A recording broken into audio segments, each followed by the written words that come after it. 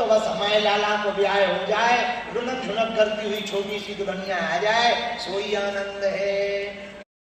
हम भी ध्यान पूर्वक कथा में मस्त हो जाते हैं, आनंद आ जाता है। लेकिन महाराज एक दिन लफड़ा हुआ। बोले क्या? बोले 4 महीना कब बीत गए पता ही नहीं लगा। और एक दिन सभी महात्मा गांव छोड़कर जाने लगे। छोटे से हमारे में आया, हम भी महात्माओं के साथ जाएंगे, तो हम भी पीछे पीछे चल दिए। महात्मा बोले बेटा कहाँ जा रहे हो? बोले जी आपके साथ चलेंगे। बेटा अरे वाह, तुम्हारी माता जी हमको जिंदगी भर गाली देगी कि हमने बेटा को सेवा में लगाया था और महात्मा बाबा बना के ले गए। इसलिए पहले माता जी की आज्ञा ले आओ, माता जी कहते सो आ जाओ। नारद जी बोले व्यास जी हमें माता जी के बारे में पता था, इकलौते हम ही बेटा थे, पिताजी थे नहीं, माता जी तो हमें आज्ञा देने वाली नहीं थी। महात्मा बोले सुनो बेटा घर जाओ, एक काम करो, क्या घर पर जा करके रहो और माता जी जब तक आज्ञा न दे दे तब तक घर पर बैठ करके भजन करो। एक मंत्र दे दिया, एक माला देगी। नारद जी बोले हम घर आ गए। व्यास जी ध्यान से सुनना, घर आए, अब तो मन हमारा कहीं लगता ही नहीं। संतों की संगत का ऐसा प्रभाव मन पर पड़ा। सुबह माला, शाम को माला, दिन में उठे तो थोड़ा खाएं पिए और फिर माला में बैठ जाए, और शाम हो गए फिर भजन करें और सो जाए। धीरे धीरे हमारी माता जी की चिंता बढ़ गई कि बेटा बाबा ना बन जाए। माताओं की एक ही टेंशन है, बेटा चोर बने, डकैत बने, कोई दिक्कत नहीं, पर बेटा बाबा ना बन जाए। हर माता जी की यही टेंशन है, हमारी भी माता जी की यही टेंशन है। अब नारद जी बोले व्यास जी ध्यान से सुनो। घर पर एक ज्योतिषाचार्य आए। माता जी ने कहा महाराज हमारे बेटा की कुंडली देखो, क्या देखना है? नारद जी बोले व्यास जी हम तो भीतर बैठे सुन रहे थे। माता जी बोली और तो सब बढ़िया है महाराज, अब तो बस हमारे लाला को ब्याह हो जाए, रुनक झुनक करती हुई छोटी सी दुल्हनिया आ जाए, सोई आनंद है। नारद जी बोले हम भीतर बैठे बैठे टेंशन में हो गए कि हम तो सोच रहे माता जी जाएं तो हम संतों के पास जाएं, और माता जी तो गले में एक घंटी डालना चाह रही, बांधना चाह रही। शादी की घंटी बड़ी खतरनाक है। नई नई जब शादी होती तो घरवाली चंद्रमुखी लगती है। पहले साल में कहो कौन है? चंद्रमुखी है, चंद्रमुखी। लेकिन 1-2 साल जब मुंह देखते देखते परेशान हो जाओ तो जो चंद्रमुखी लगती थी वो भद्रमुखी लगती है।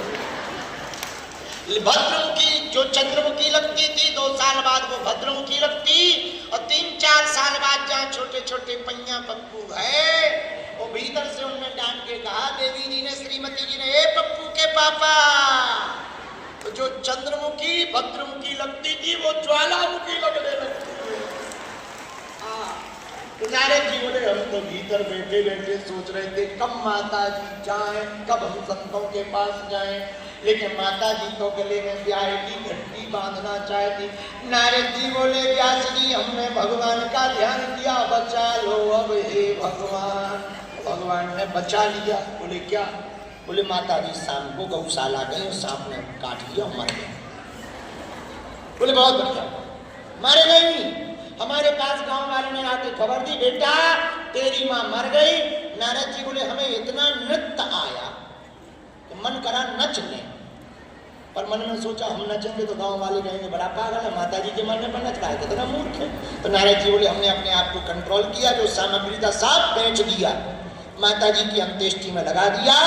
जिस तरफ महात्मा गए थे हम भी उसी तरफ चल पड़े, पर महात्मा तो बहुत पहले निकल गए थे, अब मिलने वाले तो है नहीं। महाराज अनुग्रहं मन्यमानः प्रातिष्ठं दिशमुत्तरा, अनुग्रह मानकर उत्तर दिशा में गए। बहुत दूर तक चलते गए, संत तो थे नहीं पर प्यास लगी, गर्मी का महीना, सोई एक सरोवर में हमने पानी दिया। नारद जी बोले व्यास जी एक पेड़ के नीचे बैठ गए, भगवान का ध्यान करने लगे। जैसे ही जल पिया और उसी दिन हमारे जीवन में एक चमत्कार। बोले क्या? हमारे चित्त में चित चोर कृष्ण कन्हैया नंदन नंदन यशोदा नंदन देवकी नंदन चित चोर माखन चोर मुरली बजैया कृष्ण नंदन भगवान देवकी नंदन वासुदेव श्री कृष्ण भगवान प्रकट हो गए।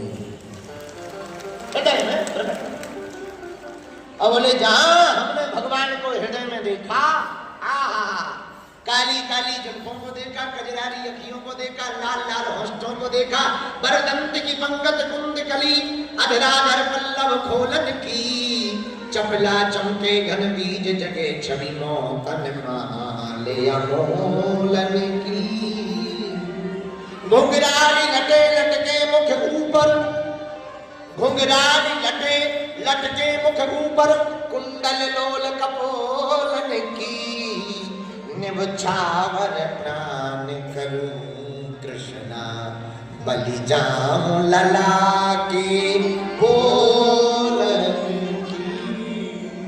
वो दिव्य माधुर्यमय रूप को देखा, घुंघराली लटें लटक रही हैं, गालों के ऊपर कानों में कुंडल है, कजरारी आंखें, बंसी लिए हुए चितचोर कृष्ण कन्हैया कदम के वृक्ष के नीचे 3 जगह से टेढ़े हैं, पैर के ऊपर पैर रखे, कमर लटकाए हुए, सिर थोड़ा झुका हुआ और अधरों पर बांसुरी को रख करके बजा रहे हैं। और जब बांसुरी की धुन को सुना मन गदगद हो गया। नारद जी बोले सब हृदय में चल रहा है, लेकिन उसी समय एक लफड़ा हो गया। पूछो क्या? नारद जी बोले महाराज जो छवि दिख रही थी वो थोड़े में ही गायब हो गई। अब फड़फड़ाने लगे, जैसे जल से अलग मछली को करते तो मछली फड़फड़ाती ना, हमारा मन भी फड़फड़ाने लगा। भगवान दिखाई नहीं पड़ रहे, आंख खोली इधर उधर सब जगह देखा पर भगवान नहीं दिखाई दिए। उसी समय आकाशवाणी हुई, नारद जी अभी पक्के चेला नहीं हो, कच्चे हो, इसलिए केवल छवि दिखाई है, कहीं ऐसा नहीं लगे कि बाबा उल्लू तो नहीं बना। कई बार ऐसा लगता है कि गुरुजी ने कह तो दिया मिलेंगे भगवान के, नहीं मिलेंगे, उल्लू तो नहीं बना दिया। इसलिए नारद जी बोले हमने तुम्हें आभास, नारद जी से आकाशवाणी बोली बेटा हमने तुम्हें आभास कराया है, अभी तुम पक्के चेला नहीं हो, कच्चे चेला हो, पक्के बनो तब तुम्हें हमारे हमेशा दर्शन होंगे इसी रूप के। नारद जी बोले व्यास जी हमारा मन उन्हीं में रम गया, अब तो कहीं मन ना लगे। भगवान ने भी कृपा कर दी, पूरे संसार में प्रलय आया और हम सब भगवान के उदर में गए, हिरण्यगर्भः गर्भस्थम, भगवान के गर्भ में गए। भगवान ने जब दोबारा संसार की रचना की तो दासी पुत्र को ब्रह्मा पुत्र नारद बना। ये भगवान की कृपा थे। दासी पुत्र एक छोटे से संतों का संग मिल गया तो ब्रह्मा पुत्र बन गए। बोलो सीताराम। इसीलिए भैया किसी को संतों का संग मिले तो छोड़ना नहीं, न जाने क्या से क्या बना देते हैं संत। हमें एक भजन याद आ गया, कहो तो सुनाए।